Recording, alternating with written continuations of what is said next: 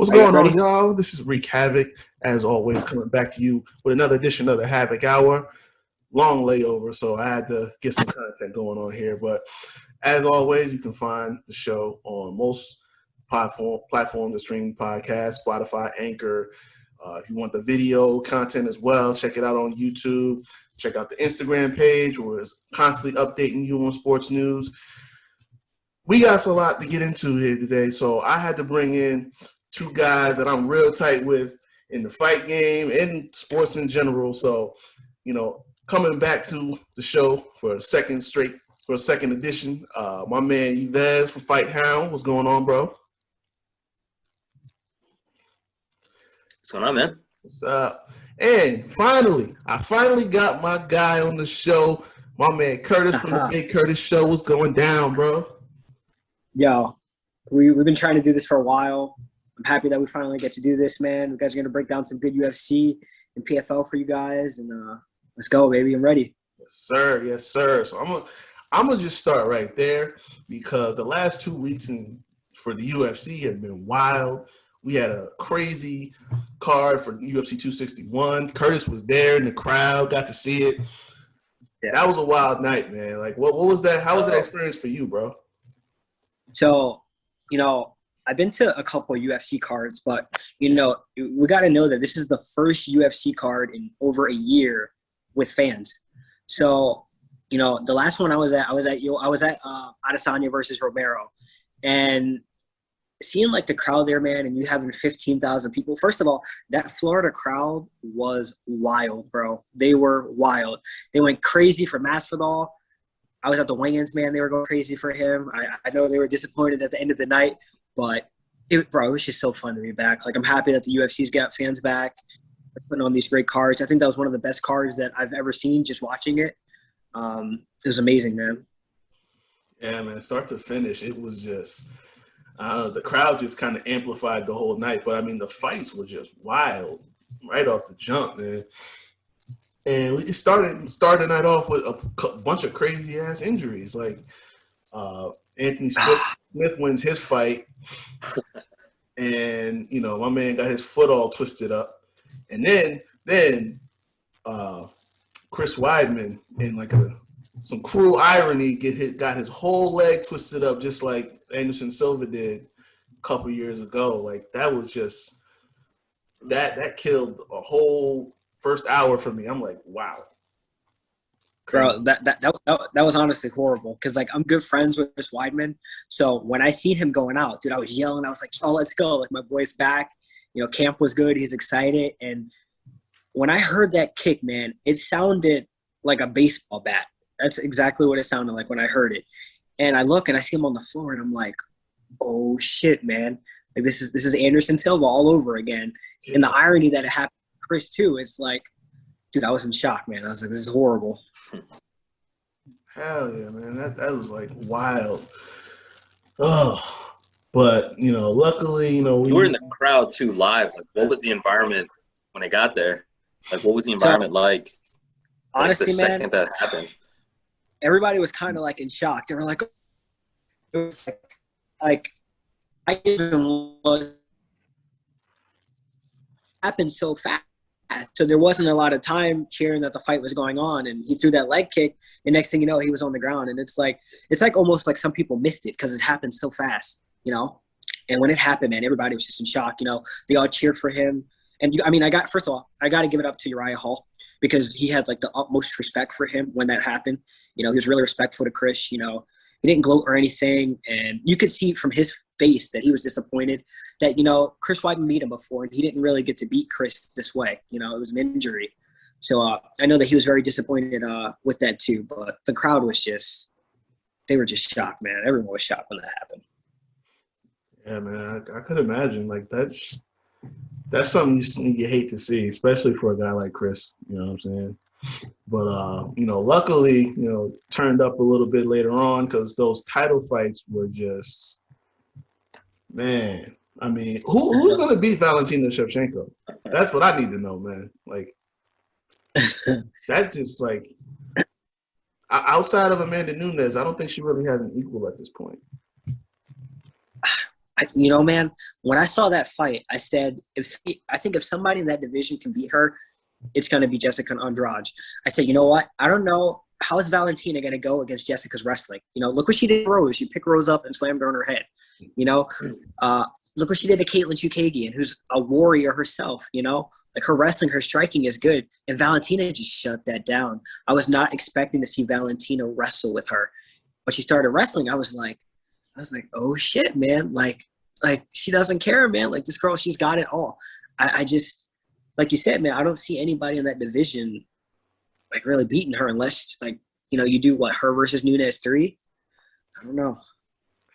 I mean, I don't see another fight that's really gonna challenge her to the point that she would actually be, you know, at the point of like she might be in trouble or anything like that. I mean, I haven't seen anyone else like really push her to that point. The only person that's really kind of taken her to that all the way to you know, the finish line is Amanda in 2 straight fights. And you could argue she might have won one of those. Yeah.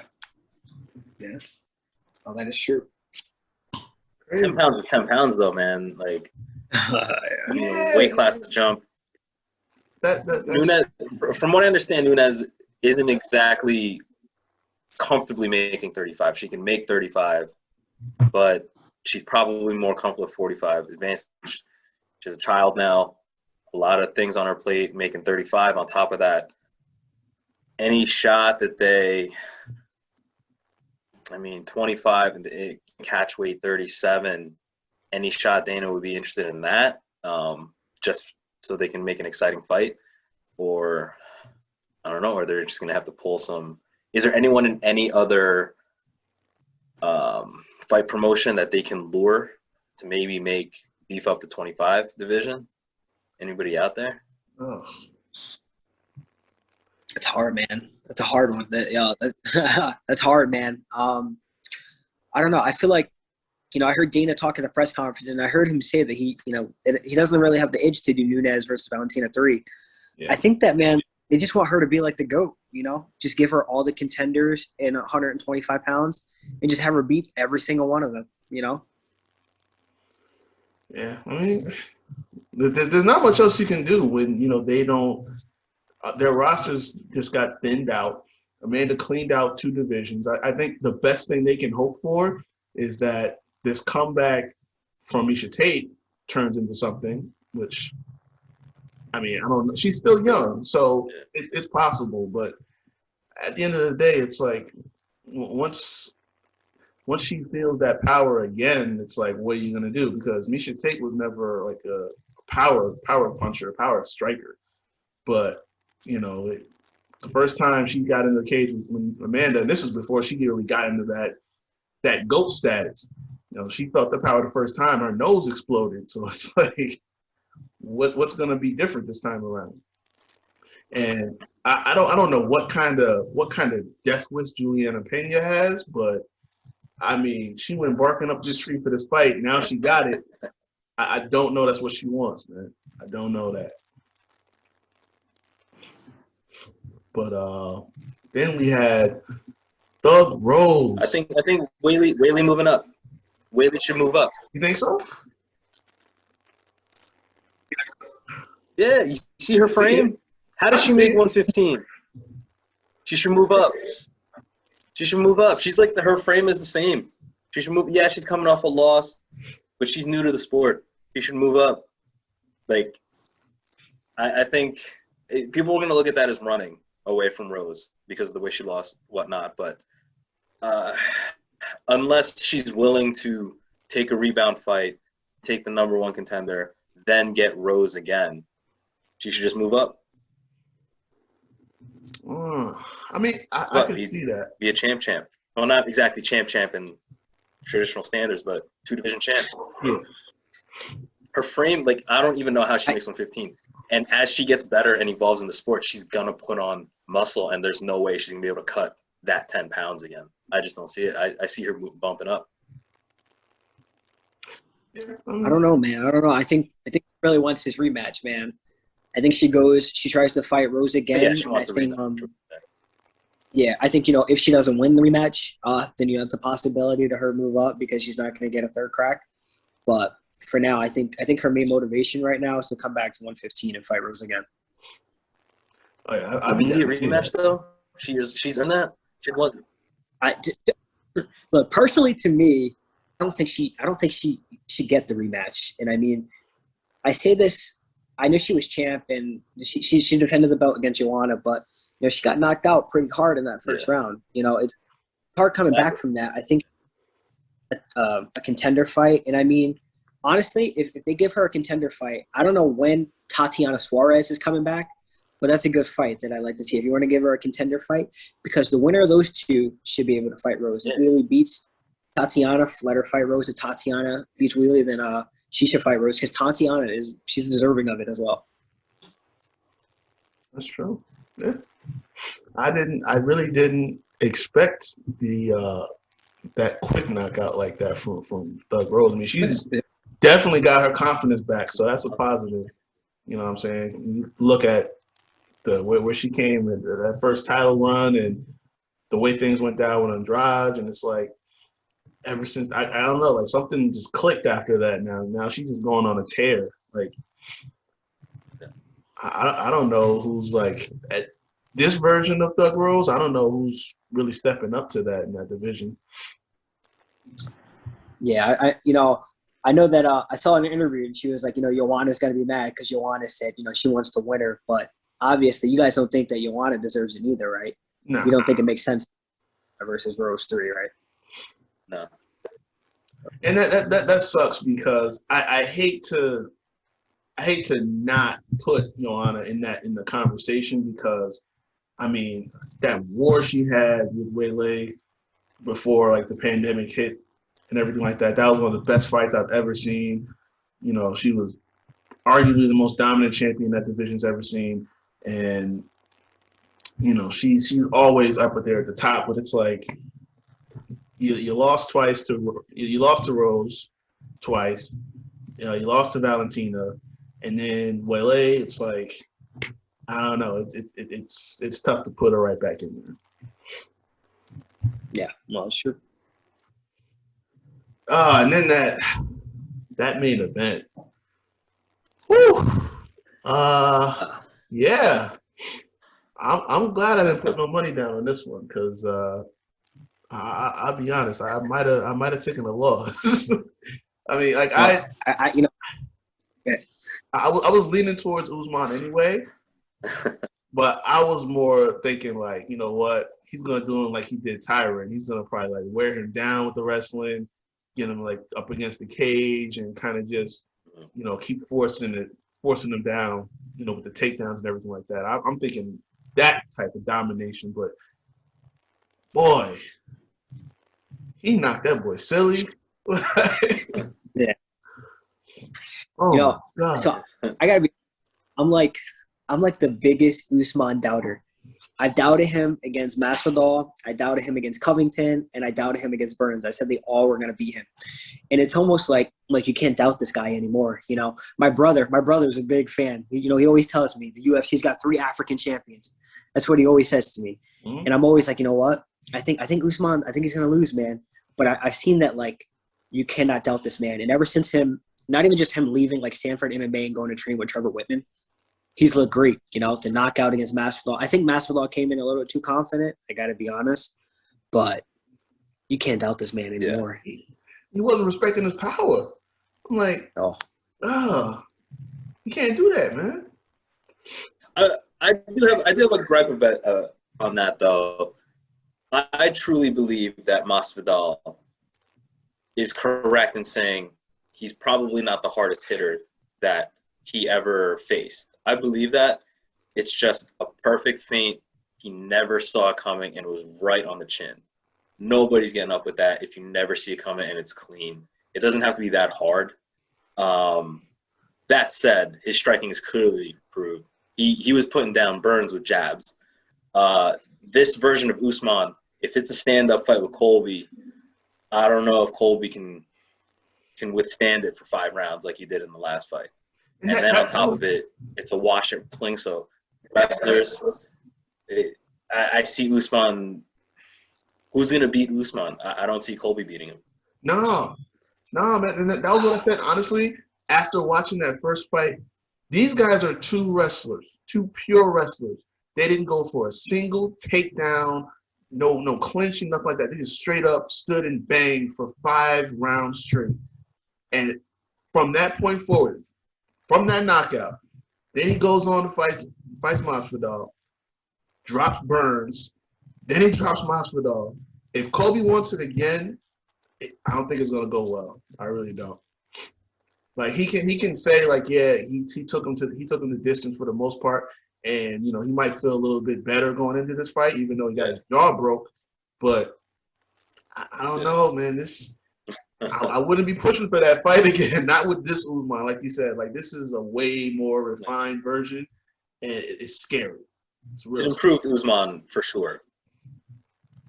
Yeah. Let me ask you guys this: Who were Colby's last fights? He beat T. Wood, and then that's it. So that's it. It was just I've T. been Wood seeing with Usman and Conor. So who would take it, Usman or Conor? Oh, Usman. I haven't. Yes. I need to see something from Conor. Oh, you know what? No. Honestly, I need to see something from Conor that's gonna make me believe that he's like tapped in the way he was when he was winning championship. Because you know the way he blitzed Cowboy Cerrone aside, right? I feel like I don't want to say that's an aberration, but it seems to be like a trend when Cowboy gets into those like real big spotlight fights. It's like something just happens to him in those moments where, you know, he gets caught or, you know, he just, I don't know, maybe it's the pressure of it. I don't know what it is, but it happens a lot. Like he gets, those moments turn out bad for him. So I don't like to say like a win is a win, but then he goes out and gets Dustin and it's like, I don't know, man. I don't see that same. I thought it was coming back, but a fight he was winning though. Yeah, a fight he was winning. Yeah. I will argue that. Yeah, I don't know. It doesn't seem like Conor. You don't take Dustin off of a layoff. That's his fault. Yeah. Yeah, he doesn't have that same edge anymore, and I've been saying that for a while because like, yeah, you go when you fight Floyd Mayweather, you make that huge payday that you're not going to get in the UFC. And it's like, well, you don't need to fight no more. Like, you don't have to take that time, train as much now. And, you know, between, 2016 all the way up to, what was it, 2018 or 2019 when he fought Cowboy? Oh, no, 2020. So, 2020, yeah. Yeah, so that's almost 4 years right there. And then it took you how long to fight Dustin? I got to be honest. I think like I'm a massive Dustin Poirier fan, but you know I think Connor's going to come to work this time. You know I think this fight in July, I think you're going to see a whole new Conor McGregor. You know I know he said camp was going well and that you know he didn't check those calf kicks his first fight, and I don't know how much time he has to even learn how to do that. But I think this is going to be a different Conor McGregor that we're going to see in July. Well, I definitely expect him to win because his thing, if there's nothing else that he does, he rebounds from losses. You see that every single time. So I do expect Conor to win this one. Yeah. And I don't know where he goes from there, but, the lightweight title fight is, Charles Oliveira, Michael Chandler, which I wanted to ask y'all about that. How y'all feel about that Michael Chandler is going right into the lightweight title fight with Oliveira? If they didn't give it to Dustin Poirier, I know Poirier was offered to fight Oliveira. I feel like that's kind of like the neck. Unless you give him Justin Gaethje maybe, but then Gaethje just his last fight was for the belt. I think you can give it to Chandler. I know a lot of people don't like it, but look at his resume. Former Bellator champ. He's beat former UFC champs. He came in, he fought Dan Hooker, he knocked him out in the first round.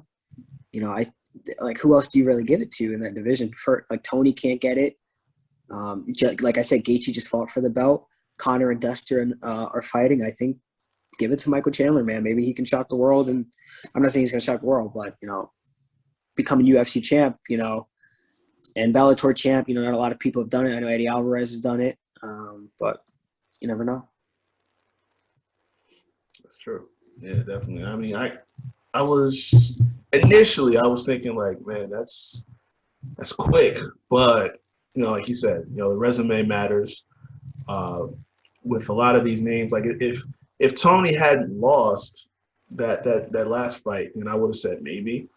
But yeah, you're not left with a lot of options, and at the end of the day, it's like it only creates a better story. Mike, if Chandler comes in 2 fights and he's the champion now, it's like you got a murderer's row that's going to be coming after him. So yeah, that's not the worst thing. I wouldn't be mad at that. But then it was this past weekend's fight, fight night in Vegas.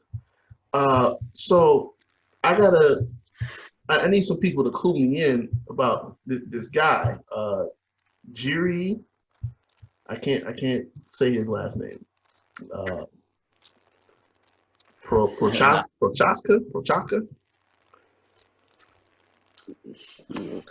Hard one, man. If I didn't know who he was last night, I certainly know who he is now. That was, I mean, he's memorable by eye. He's got a look. He's unique. Yeah. He's got style. He's got flash in the ring. He just took out Dom. Not a lot of people. Well, I don't want to say not a lot of people can do it because he has lost the last 3. He got knocked out in his last 2. I mean, Reyes was just dealt a pretty raw deal in his last 3 fights. But I mean, I immediately texted you guys like he's gonna give Jan some problems. The only thing that I don't like is that he got hit a lot by Dom. He got countered a lot. He has he's like hands down jerky movements. You catch one from Jan, that's it. He just needs one. So 50-50 fight, I don't know. I think experience would put Jan over. Hand speed, or not hand speed, but power puts Jan over. But I mean, his style is just so crazy, and anything can happen. But I mean, that elbow. I got to be honest. I don't know if he deserves a title shot yet. I know. Look, Dom Reyes is a beast, and he just fought for the belt as well. But I think they're going to do. I know they're going to do Jan versus Glover right next. Yeah. The co-main for that fight should be Jerry. Was it Jerry, right? Yeah. And I think you should give him Alexander Volkov. I think, Volkov is a worthy opponent too. He beat Walt Harris, who was, he was on a streak, and then he just knocked out Overeem, right? Like he knocked Overeem cold. Volkov, he's up there too, and I think he's the 4th ranked guy. I think if you give those 2 a fight, then the winner of that fight should fight the winner of Yan and Glover. Yeah, I can see that. I mean, but the thing that sucks now is like, light heavyweight is getting back into that position where, there's not a lot of guys that are like right on the brim, to take that shot. So, and that's why it's like you're gonna see some guys moving up or coming down to take that fight because like Izzy, he jumped up there to take that shot because it's like, outside of guys like Dom, who was really, up there at the top to really kind of challenge him.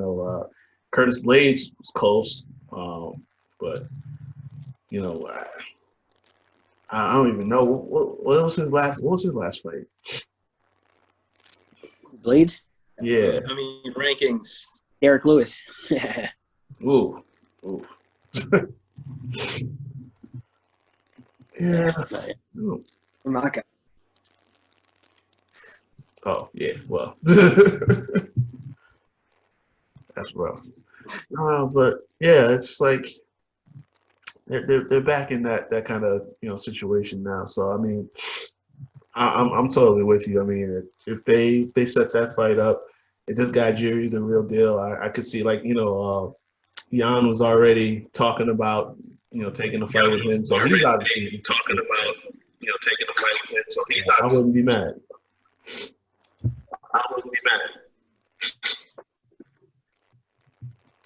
Now, you guys think is taking a fight between Bones and Francis.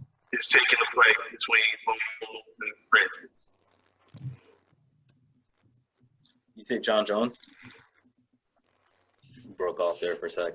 I don't know.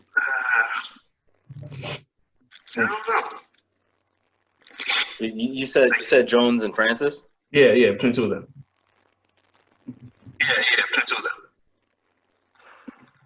I think size matters. I think John Jones putting on the weight a little fast. He looks kind of thick. That said, he's still John Jones. To my knowledge, cardio has never really been an issue for him. But I mean, you jump up to 245 pounds. What did he walk? 220? You know? Yeah. Maybe 220. So if he's walking 245. Can he carry it well? So that's number one. And then number two, Francis is Francis. Francis is going to come in, what, 65, 265, 255, in that range. So, I don't know, man. John Jones is just so special. That's what's crazy, that this is still 50-50, that, like, we can have this kind of debate on it.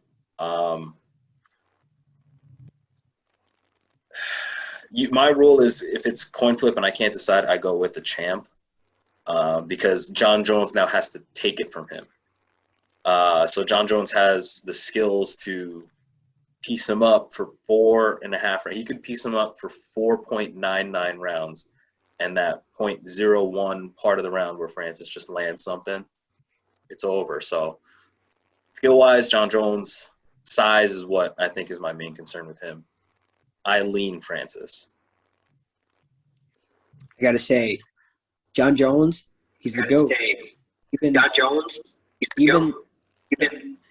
Even if you look at his last, when he fought, looked like he was losing.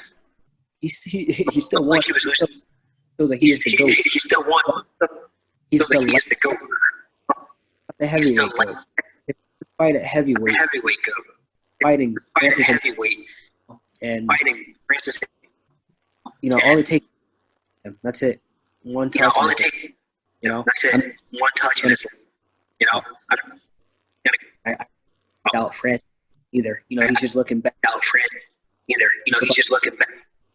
To beat him. You know, look what he got. Francis though. If this were like 6 months ago, I would say cardio's important, and I would lean towards that completely, because we hadn't quite seen, you know, how Francis manages it so far. But this patient, like, cool, calm, collected Francis, I've never seen that before. And that's terrifying.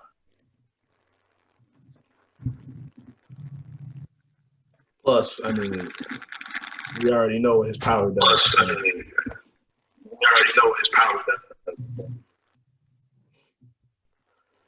But yeah, man, I'm looking for that if and when it happens.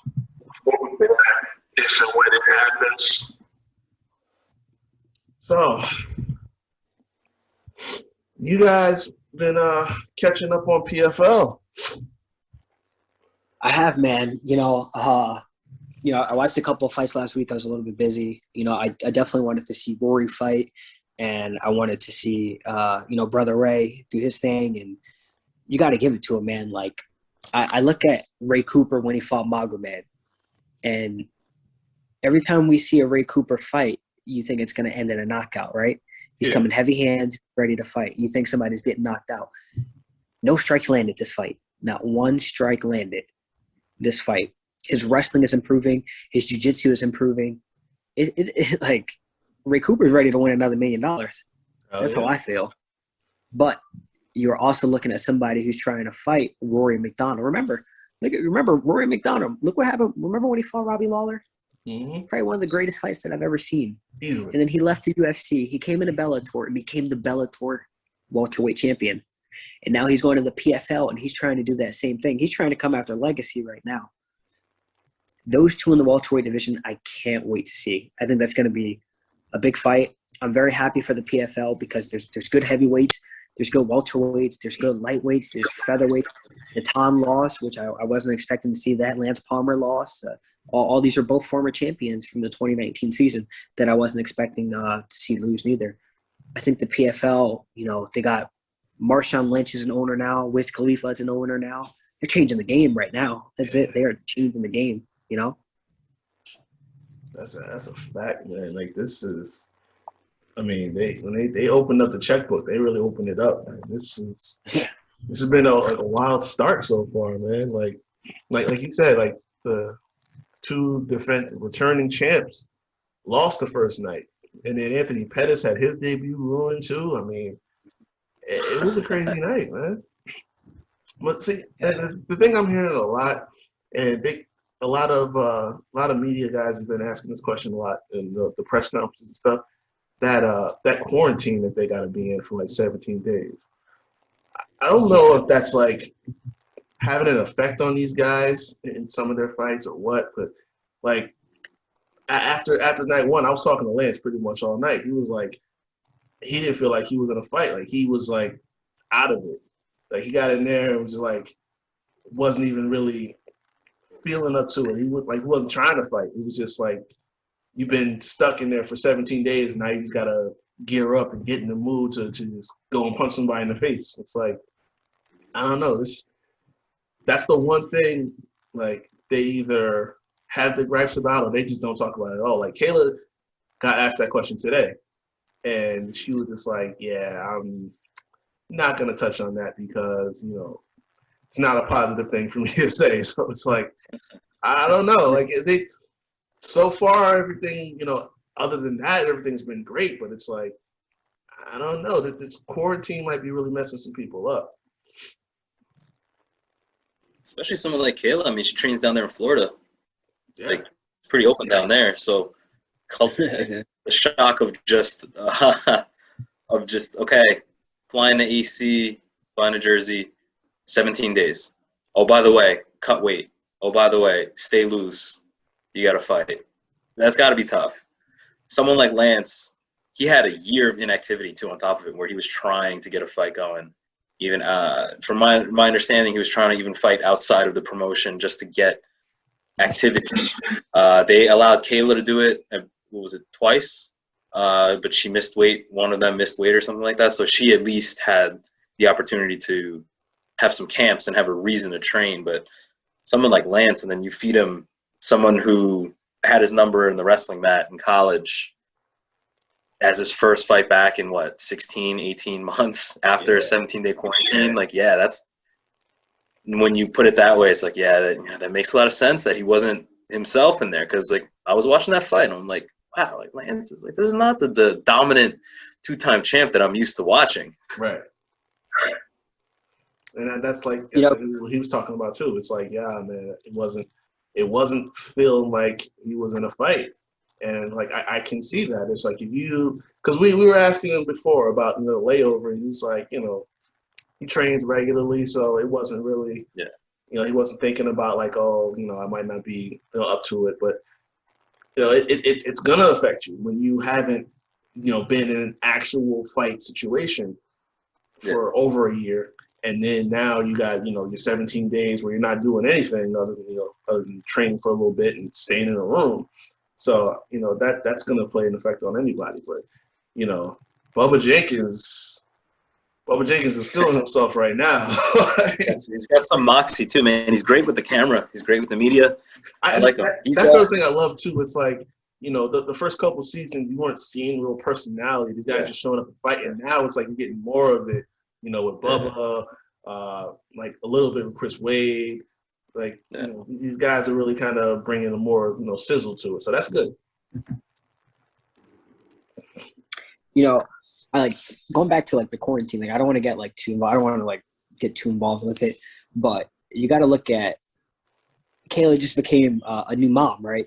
I think she's got kids now. She took over her sister's kids, and she brought them to Atlantic City with her too. So you got training, You got, having to deal with 2 kids and, you're in a bubble in a room for 17 days, and for Lance, it's, newborn daughter. And then, again, you're in a bubble for 17 days. I don't want to get too much like with the whole COVID thing and their whole policy, but I think 17 days might be a little too much. The world is starting to, it's starting to open up now. If I was talking to somebody about this before, somebody in the UFC, and we were talking about this, and I said, you guys allow them to quarantine for 2 or 3 days, you give them a test every day, and then they go and fight. I feel like we're reversing COVID around here, or trying to quarantine for 14 days, but you guys are putting them in a bubble for 17 days. I know they're getting meals in a training facility, but I think 17 days might be a little too much. You got to look at the UFC, they're back to having fans. They just had 15,000 fans there. Yeah. I'm not comparing the PFL to the UFC, but, it's just, This is actually the first that I've heard of 17 days. I expected their bubble period to be like 5. No, I'm telling you, every media day I've been in, there's at least one fighter that gets the question, and they either pass on it or they just like, yeah, this sucks. Because it's like, even if it was 1 week, that wouldn't be as bad. But it's like 17 days straight. It's like that's overreaching. Especially like you said now, it's like everything is kind of, we're getting past the worst of it. Like everything is kind of coming back to normal. And it's like you guys are taking it in the reverse direction. It's like. Oh, and by the way, make weight at the end of it. Yeah, exactly. By the way, that's literally shed the worst 15 pounds at the end of it. Yeah, those are the worst conditions to try to put somebody in that's trying to cut weight. It's like, I don't know, man. I'm all about the no excuse mentality too. Like, listen, these are the rules. Deal with it or not. I am shocked to hear that it was 17 days though. I feel like they can accomplish what they need to accomplish. I get the abundance of caution. I get it. I'm sure they appreciate that to a level, but then it's just like, okay, listen, we understand the liabilities of this. Like we're coming here to fight. 17 days. Like, whoa, explain that to like me as a fighter. Like, why am I here for 17 days? We're getting tested 5 days a week. I can limit myself to the casino, but like, get me here the week of. Don't get me here 2 weeks, 3 days before the fight, and then cut weight in a facility that's minimal in what I would have, and I got to share it with other fighters. I don't know what their weight cutting what they have there. Like, I don't know if they have the personal saunas like they do in the UFC, but like I'm sure it's not as easy as it was when they were trying to cut weight last season. So 17 days. This is the first I'm hearing that. I'm very shocked to hear that it was that long. I get the abundance of caution, but they also have to listen to these fighters and be like, you know what, maybe we can loosen up on that a little bit. We'll get better results. Yeah, like a lot of stuff that they're doing right now seems to be like a trial by fire basis, but yeah, I don't know how well that's gonna sit. Like, you don't want to rub these guys the wrong way. Like, obviously, the whole thing with Lance over the summer, that really kind of put a damper on things. And last time, when I talked to him about the whole situation, he's just like, he's gonna fight out his contract, but he really isn't planning on sticking around. And it's like, that's one of the faces of your company. You don't want to drive that wedge like that. Like Kayla said, she's happy so far, but she's not saying that she's going to be there forever, so. Did Lance give that vibe? Like, okay, I have a contract. Yeah. He has that vibe, like, I have a contract, I'll play it out. Yeah, like, that's honestly, that's been his thing. Like, he's going to be professional about it because, he's going to honor his contract. But outside of that, it's like, basically, there's nothing you guys can do at this point to get me to stay. Like, that's two-time champ. There was friction already. Thanks for the opportunity. Thanks for the $2 million and the fight purses of this year. He may win $3 million. Who knows? This tournament's not over. Yeah. See you later.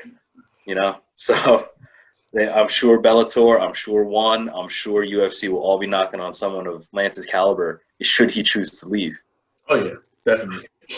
He wins a third belt. It's if he wins third belt, it's like, what am I doing here? right.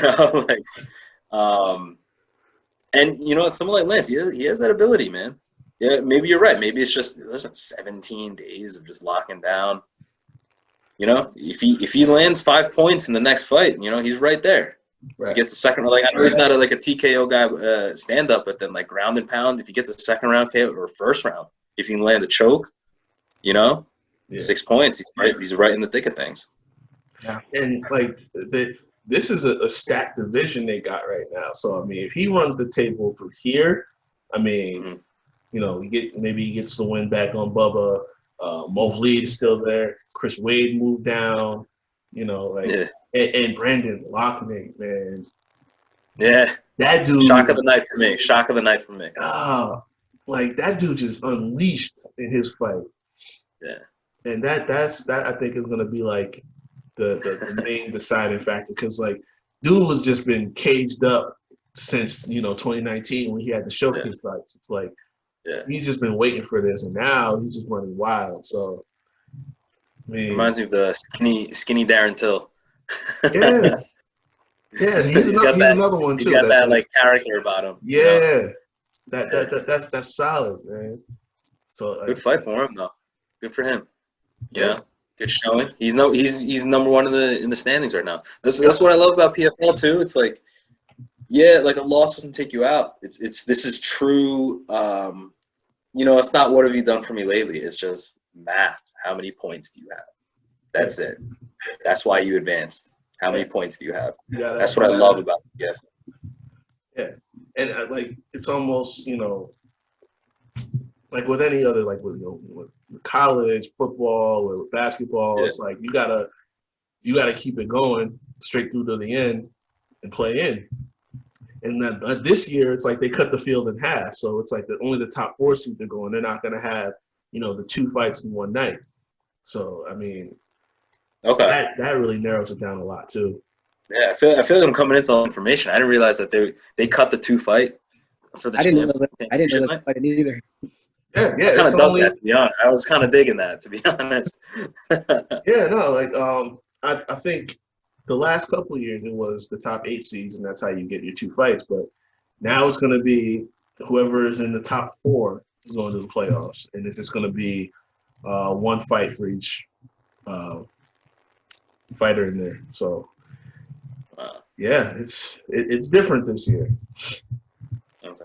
So that's a lot of pressure on these guys now, because it's like if you don't get that finish in the second round of fights, it's like that's it pretty much. Like you can't just win anymore. And I think that's like it's a nice little wrinkle to add to it, because I mean it's gonna be like mayhem in these next couple fights in June, because it's like if you took a loss or you just got a 3 points decision win, you got to bust your ass and make something happen. Yeah.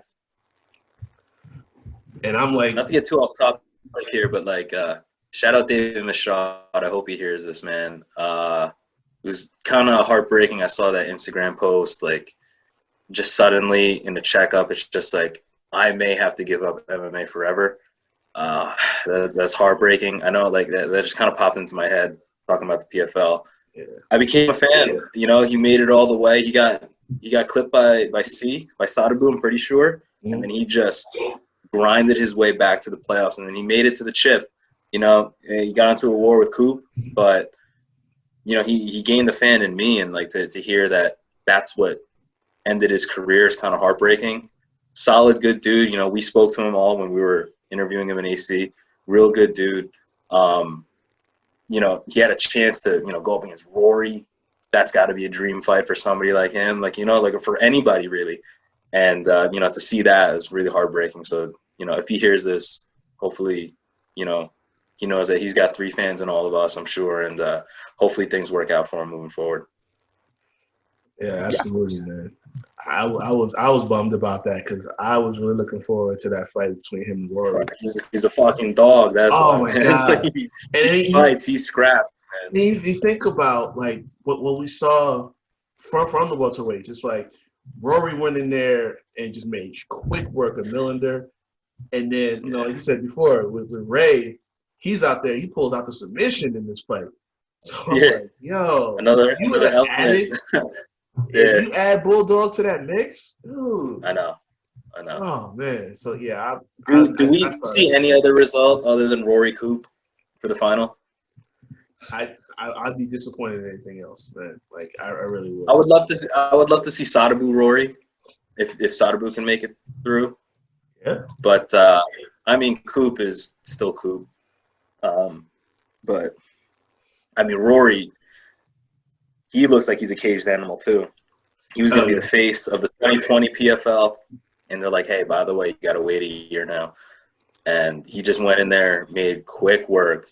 I was reminded why Rory's Rory.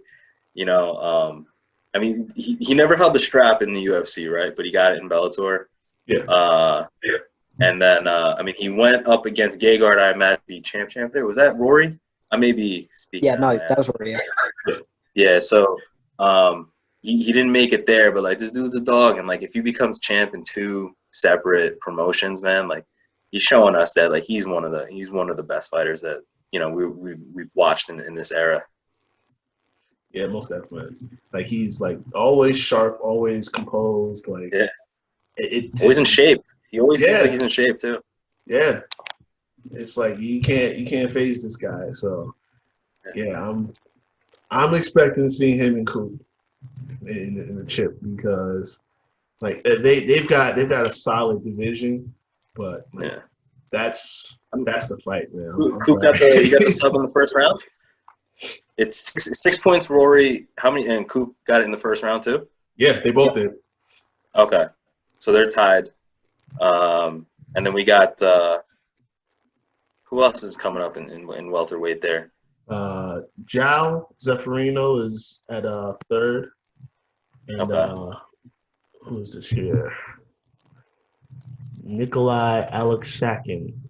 It was he had the no contest with Sadabusi. So they each got 1 point. And Sadabu's just outside the bracket at 5. Okay. Damn, I miss watching these fights live, man. Oh man, I'm telling you. Man, I miss watching these fights live. Oh man, chilling with the boys, watching these fights live. Oh man, I see that setup they got in there too. I'm like, that looks so. I know, cool. Dude. It's a brand new setup. Man, that Wiz Khalifa money. Oh man. Yo. That's crazy, man. Marshawn Lynch. Skittles is gonna be a sponsor soon of the PFL? Oh yeah, gotta be. But damn, like the environment there. Oh man, I gotta say, I was stoked for 2020. I was ready to meet up with you guys in Long Island if they had it there. I was ready, obviously AC. I mean, 2020 shit year. Peace out 2020. Let's look to 2021. But like, I was kind of hoping they would have fans. Yeah. Would I have quarantined for 17 days just to be there? I don't know. I might have. I can't do that. That's a long ass time, man. I think they need to have fans. Like I said, UFC, man, 15,000 fans last week. 15,000 we're talking. We're not talking 100. I know. Actually, no. Governor Murphy just said there's like a 50% capacity now for the arena. So hey, maybe hopefully something can happen in July or for the playoffs or something. Yeah. So we'll hope. Yeah. Are there plans to move to the playoffs or the trip to Vegas? I missed out on Vegas last time, but I haven't said anything about it yet. I think for the most part they've been playing everything by ear because like the fighters didn't even know that they were going to Ocean until like a couple days before they announced it. So I guess they're kind of just waiting, to kind of see how things are going so far before they make contracts, all that stuff. Yeah. But no, I mean, if they get back to Vegas, I'm booking a flight because Vegas is pretty much open, so there's no reason they can't have some people there. Yeah, I'm looking to go to Vegas in July. I'm looking to cover Poirier McGregor. That's definitely what I want. Vegas. Hard. Look, I gotta say shout out to Carl Reed because he came in last week for the UFC. I forgot the fighter that he had met that week and then cornered him in the fight that exact week. He was on the prelims, and he also hooked me up with some tickets to the fight. So I gotta say shout out to him. Actually, should be cornering Wonder Boy in July on that card co-main event. So I do got to say shout out to my boy though, because he hooked me up. Yeah, Curtis got the connects out here. I know. Oh no! So Muhammad Usman said in the media day today, like Kamaru's coming through for his fight on Thursday night. So I'm like, he's going up. Nice. Yeah. So I'm definitely tight. We don't get to be there, man. This sucks. It does suck. Oh man. But all right, in due time. Like it sounds like if they really are playing this by ear, I mean it's stupid. They have new funding. They're getting some traction. They have names. Pettis, huge name. Rory, huge name. And let's not like denigrate like, Natan, Coop, all these guys. These guys are names in the MMA community. Like these guys deserve to be fighting in front of fans. That's not me being biased because I want to go. These guys deserve to be fighting in fans because the roar of the crowd, that changes a fighter's mindset. And, the fights and the environment will be different if they just have fans. Like, get 5K in there. Like, that Ocean Resort, man, like, I mean, that's a big stadium. Even at half cap, that's going to be a completely different environment for the fighters. And not to mention, they deserve to be fighting in front of fans. Especially like what they have to go through to make it to that fight, man. I hope that they change this up, and especially if they go to Vegas. I mean, let's just look at flights now, boys.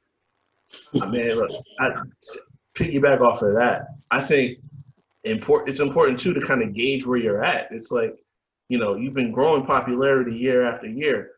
How are you going to know how much bigger you've gotten if you don't at least let some people in there? You don't have to hack it completely, but it's like, all right, say 50%. Let's see who comes in, and now you see how much more you grow.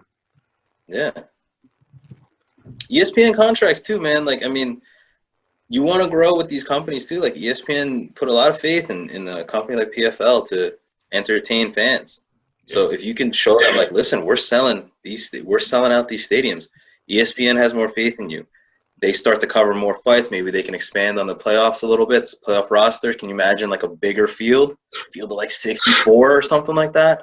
They're going to have 2-night events. They're going to have weekly events, or 2-day events like Thursday, Friday, or Friday, Saturday. Like the growth potential of this league, I'm really rooting for the PFL because I love their tournament structure. I love everything about this league. It's just getting the momentum and keeping the momentum. 2020 really kill the momentum, and I hope that they get it back this year. Yeah, man. A lot of growth potential there. A lot of big names in there. Wiz Khalifa, Marshawn, Ray Lewis, like that. Like this has been pretty dope. But Kevin Hart throw some money at them too. Yeah, he did. He was like one of the OGs. Yeah, he did some like commercials and stuff with them. He has so much money. He probably forgot he threw money at them. Probably. He probably forgot. He's like, oh yeah, I did give them $5 million. That's right. Yeah, man. So yeah, I mean, hopefully Vegas later down the line, but we'll see. But let's go. I'll do some crunches. Let's get to Vegas. But yeah, speaking of Ray Lewis and Marshawn Lynch, had a draft over the weekend over in the NFL, man. So got my Giants fan here. How you feeling about the draft after the weekend, bro? Giants, I thought, fleeced the Bears. Now, the Bears did what they had to do. I thought the Bears overpaid. Thank you. How you doing? Keep it moving. Thank you, Chicago. That said, if the rumors are true that the Eagles jumped the Giants, I mean, that's just another layer of hatred for the Eagles for me. That said, I think he's Deshaun Jackson 2.0 anyway. So And not to mention, Jalen Hurts has got to get the ball to him anyway. I think DJ, at the moment, DJ is the better quarterback. Does Jalen Hurts have higher upside? Possibly. He's more athletic. Probably has a stronger arm because DJ doesn't have a spectacular arm. But, yeah, I thought the Giants made out pretty well. We got an edge rusher steal in the second round. Forgot his name. Sorry, man.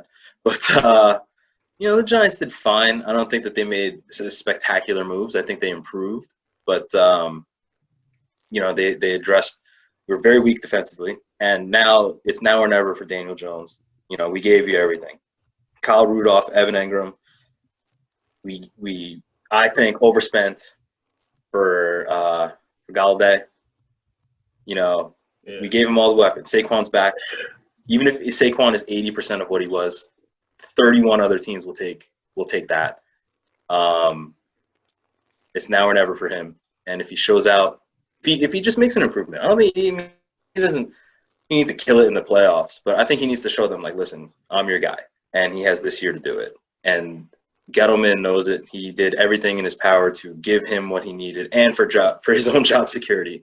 So now I think it's just on Daniel Jones. Yeah, man. I think he definitely. I got to be honest. I've been watching the draft, and I don't watch a lot of college football. I got to be honest with you guys. I've seen I'm a big Eagles fan, so us. I know us getting Devontae Smith. All right, I know it's a pretty big hit for us. Yves, Super Bowl 2018 is happening again for the 2021 season. Yeah, I always got to rock with my team. But I know we got Devontae Smith. I know Trevor Lawrence has got the Jaguars, right? Yeah. I know that was the number one pick. I know they needed him. They definitely needed a quarterback. I don't know a lot about college football, but I know something about the NFL, I got to be honest. But, you guys know I'm an Eagles fan, so, Devontae Smith and Jalen Hurts, we're going back to the bowl, baby. Yeah, all right. Yeah, all right. Yeah, I mean, listen. Well, I mean, if there's a division to be in, NFC East, I mean, right. Shit, 6-10 Giants almost made it to the playoffs last year. Oh my God! I mean, the NFC least forever. Yeah, man, that's wild. But no, I mean, I think this is going to be one of those years where it's going to be a little more competitive. So that's definitely a plus. Yeah. I'm a little hurt by my Jets. I was gonna say, what about you with the Zach attack? I don't get that. I really don't. I thought it was very clear cut and simple because it's you lost the number one pick because you had to win a game. Yeah. And then it's okay, Trevor Lawrence is gone, but Justin Fields is right there. And in my opinion, this is just me, I think overall Justin Fields is going to be the better quarterback of those two.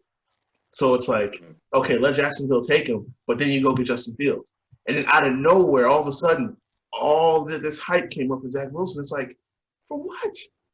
The guy went to – Where did that come from? Where did that come from? I don't know, bro. I really don't. It's the guy plays in BYU. He's not playing top-tier competition. Justin Fields went in and laid bombs down on Clemson after he got hurt. He's torching people in the Big Ten. Yeah. You and I are Big Ten guys. We watch Big Ten football. That's a different level of football. Big Ten, SEC, and then there's the rest. Right. And Big Ten, SEC are kind of like this. But this whole Zach Wilson thing, for years, it was just Trevor Lawrence, Justin Fields. Yep. Trevor Lawrence, Justin Fields. And even Trey Lance, where did he come from? I have no idea. And I'm just okay, Justin Fields to San Francisco then. That was my okay, for some reason the Jets love Zach Wilson. Okay. Justin Fields to San Francisco. And then Trey Lance came in. We knew it wasn't gonna be Mac Jones. So we could have done all this Mac Jones to 3 nonsense. I was that's why I had to message you. I was dude, you can get Trey Lance at plus money right now. Bet on him. They're not taking Mac Jones. But this whole Justin Fields narrative, things coming out, Dan Orlovsky was saying that people were thinking that, Justin Fields' devotion to the game he's not exactly a first guy in like the the film room and all that stuff. I'm just like, all right, all of that's conjecture. All of that, like, I don't know how true that is. Is that really going to drop him to the fourth quarterback take that really bumped Zach Wilson and Trey Lance above Justin Fields? I like what the Bears did. I think they overpaid for him, but they had to do it. But other than Trevor Lawrence, probably the best quarterback of the draft class. Yeah, easily. And it's like the Bears gave up all those first rounders essentially to get Justin Fields. Okay. Yes. But the Niners gave up their first round picks to ultimately get Trey Lance. Like, that dude better be like Colin Kaepernick in 2012 or something, because, like you said, I don't know where that came from. I don't know where it came from. And it's like, isn't he like 5'10" too? I think so. 5'10", athletically gifted, strong arm, whatever, yada yada. In the NFL, all right. I don't care what you say, like, Drew Brees, whatever. That's one quarterback out of like the history of quarterbacks. Height matters. You're 5'10". I mean, Kyler Murray, is he proving us wrong? I don't think so. Not yet, at least. We'll see. We'll see on him, I guess. But like, Trey Lance, you gave up all that for Trey Lance. All of that for Trey Lance. Yeah. I don't see it. I mean, I'm not an NFL GM. Like, I could be wrong about this, but I don't get it. I don't get it. Yeah, man. I don't know. Like, and for me, I'm just like, I'm never gonna forgive them for this shit. Like, Zach Wilson played BYU against a bunch of teams. It's like, you can, the development that you take from one year to the next, that's important, but competition matters too. And I know, like, they've said in his analysis that he's like a film hawk, constantly watching. But, man, I don't know, man. Like, this is – and then on top of that, you don't even have a veteran in the locker room to kind of help him on his way up. Yeah. So, who's the backup in New York?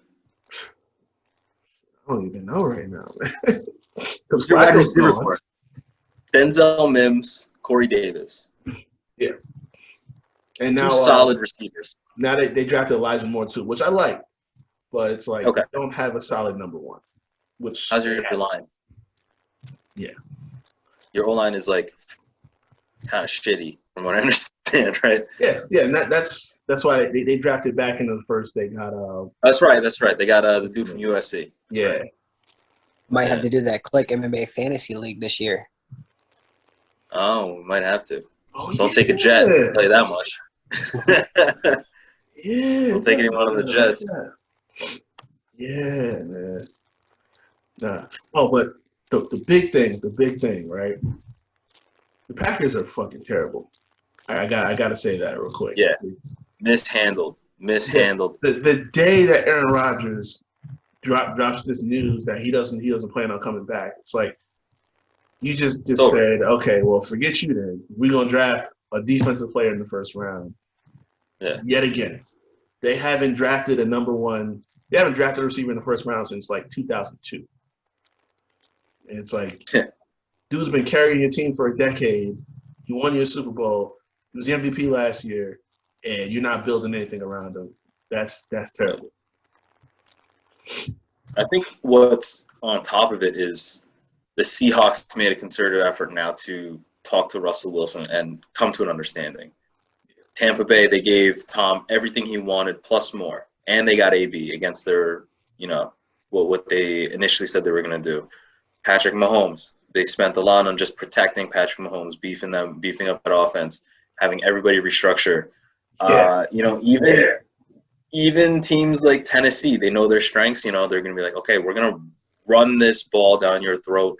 Tannehill will make it easy-ish enough for you to make that happen.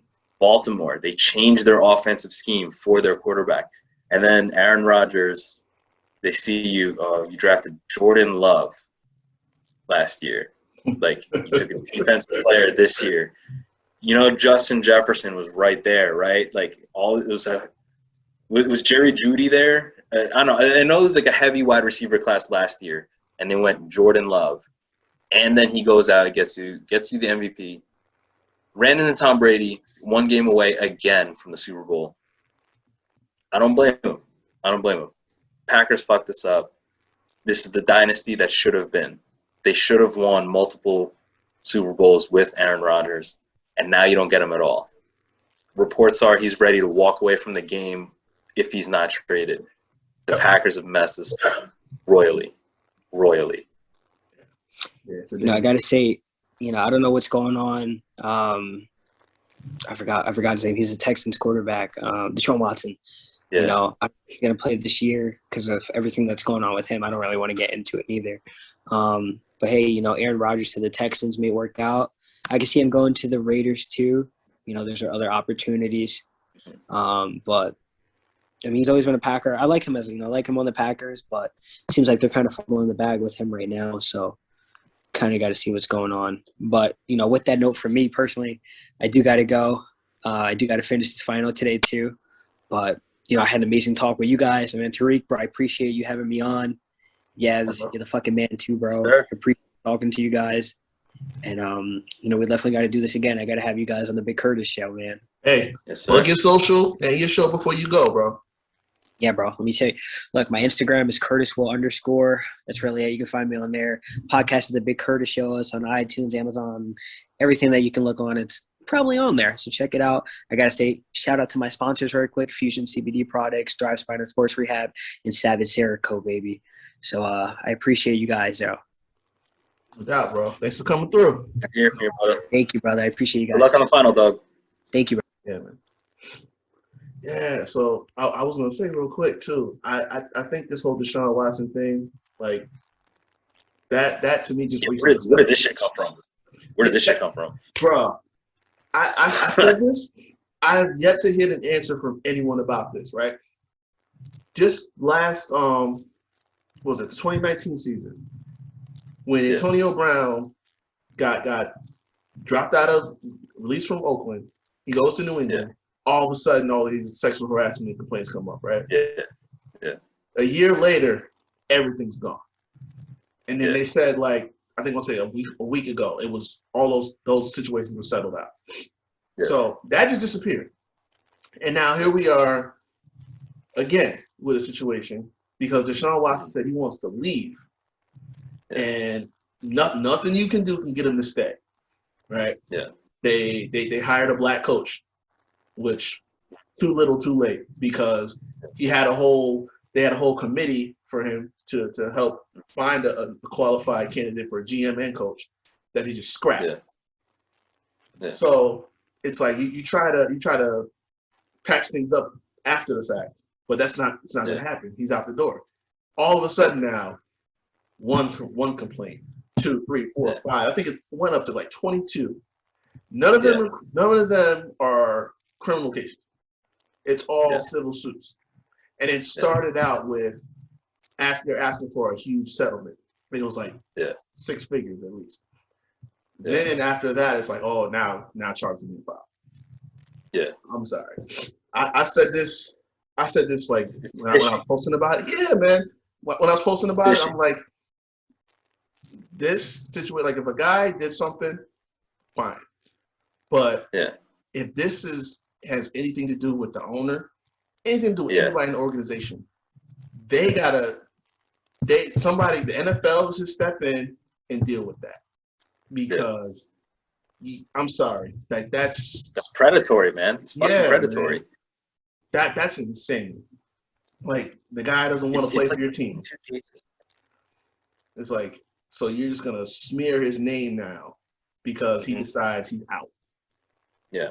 Like that's nutty. Man. Unbelievably petty. Yeah, like that's insane. I'm sorry. Like there was no writing on the wall either. Like it just seems to like. Have you ever heard anything bad about Deshaun Watson until this day? Like Clemson, nothing. Nope. His couple of years in the NFL, heard nothing. Then It won't work with Houston. I want out. Boom. 20-plus allegations. Yep. It seems fishy. Now, I'm not one to listen. Like, if he needs his day in court, something went down, then yeah, justice needs to be served.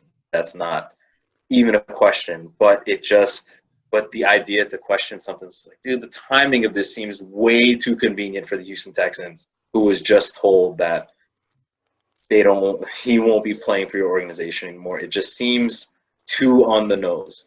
So let's see how it plays out. But me personally, I think the court of public opinion is still on Deshaun Watson's side. I think a lot of us have opinions like this. It seems kind of like this is BS. Like, where did this come from? Out of nowhere. And I just hope for the best for him, man. Like, I hope he gets out of Houston, number one. I hope he goes to a franchise that appreciates him. Like, that clown trade, nothing against David Johnson, but come on. David Johnson in the 4th rounder is what you got back. Come on. Clown trade. You moved J.J. Watt. You pushed J.J. Watt out of your franchise. Like, clown moves, clown organization, get Deshaun Watson out of there just so we can witness in the NFL again, man, because he is an elite talent. If he's just, as long as this doesn't affect his, like, you know, the mental, what he's going through right now, top 5 QB easily. Yeah, man. Yeah, like this.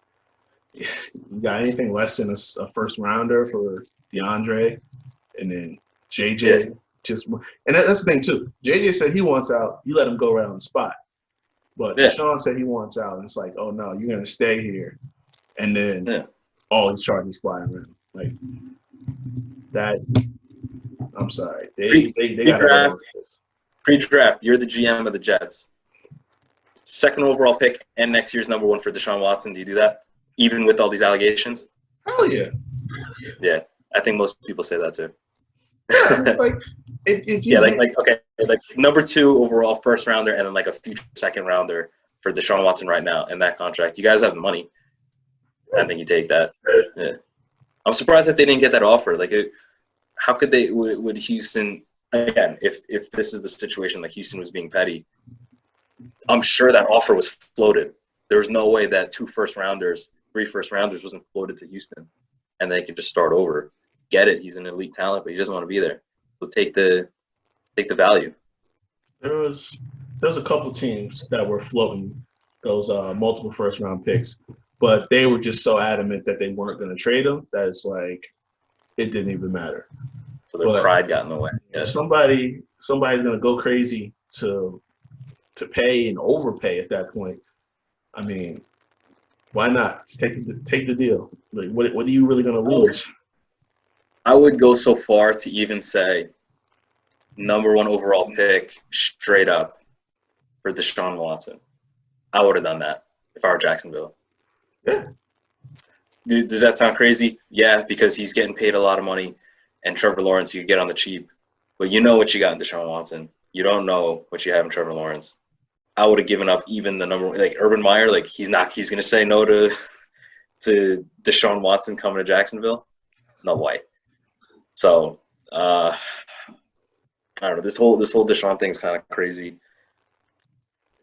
Be a greedy Giants fan. I'm glad it's not happening with our organization right now because it seems like it's crazy. And I think Houston fans are losing trust in that organization too. It's a tough time for Houston, man, because the Rockets are ass too. So the Stros got to keep it together for them. I partially blame James Harden because he pulled this shit too. Got his way out the Brooklyn. He's on the Nets. I'm pretty happy about that too. Oh yeah, I was proven very wrong by James Harden. He wasn't motivated because he was with the Rockets. Now he's super motivated. Yep. So if he's healthy, who beats the Nets? Sixers maybe. No, I think they take the Sixers in 7 games. I think it's Nets Lakers. Healthy LeBron, healthy AD versus KD, Harden, Kyrie. Kyrie, the head case is the only thing I worry about. No. Yeah. But the Knicks, dude, you were ready to denounce Knicks. The Knicks are hot. It was crazy. Like I just sit back and I watch it now. I'm just like, now you want to do it? Now that I've stepped out on y'all, now you want to do something. You want to start making some noise. In Tibbs, they trust, man. They're playing defense. Ugh. They're playing defense. They're ranked in the top, what, the top 5, top 3 in the defense. Like, oh man, where is this? RJ Barrett's becoming a player. RJ Barrett's a player. Yeah. Man, Julius Randle. Oh, the Lakers gave up on him way too fast. Way too fast. And then he was with the Pels for like a minute there, right? And then he got fat money from the Knicks. I'm like, typical Knicks move. Turns out he's underpaid. That dude is underpaid. So good for Julius Randle. Worked hard. I think coaching has to do with it too. I mean, coach of the year for Tibby. Maybe, man. Because you can't give it to Steve Nash because like I could coach the Nets and get you 50 wins. So you can't give it to Steve Nash. Yeah. You can't give it to Frankie over there in LA because they're faltering. I guess who's the coach of the Suns? You could argue that. I forget the coach of the Suns, but head coach, Suns or Knicks, it has to be one of the two. And given where the Suns, everybody knew the Suns were close. Nobody thought the Knicks were close. I think it's runaway. Knicks are the shock of the season. They can win a series. I'm not crazy to say that. Depending on seeding, they could win a series. This Knicks team, got to get you excited, dude. I think so. I'm shocked. I definitely undersold Tibbs and Julius Randle too. So they definitely surprised me. But hey, look, I mean, they could do it. Monty Williams, Knicks are a good team.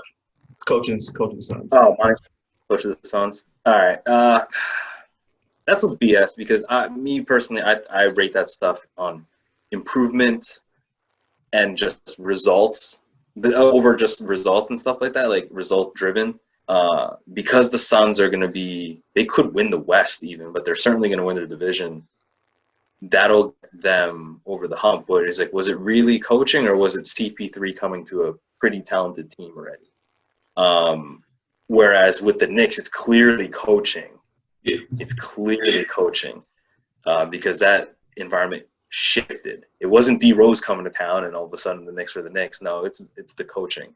So kind of hope he wins because he's earned it. But people are going to start arguing Steve Nash, first time head coach. That dude's just a placeholder, man. He's just head coach in title. He's got D'Antoni down there too as an assistant coach. So you can't get it much easier for Steve Nash. Yeah, man, that's true. That's true. Hey, look, man, I appreciate you coming through. Great episode. You know what I'm saying? Plug your socials. Let us know where you can find you guys at.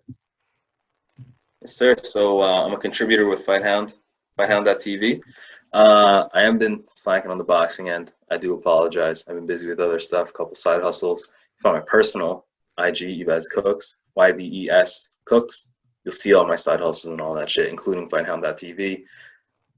Reek, good to talk to you as always. Let's keep in touch. Let's do this again soon. I mean, we got lineup of fights. PFL coming this week. You know, NFL off season is always a fun thing to talk about. NBA playoffs. Let's just keep in touch. Let's get another episode going. Absolutely, man. Pleasure as always. We'll definitely get back and doing this again. Everybody, you guys go check out the Havoc Hour on YouTube, Spotify, Anchor, as always. Check out the Instagram, _ the Havoc Hour _ and you can find me at ReekHavoc24 on Instagram and Twitter. Once again, shout out to my guests, my man Curtis for coming through, my man Yves. This has been the Havoc Hour. I've been Wreak Havoc. We'll see y'all soon.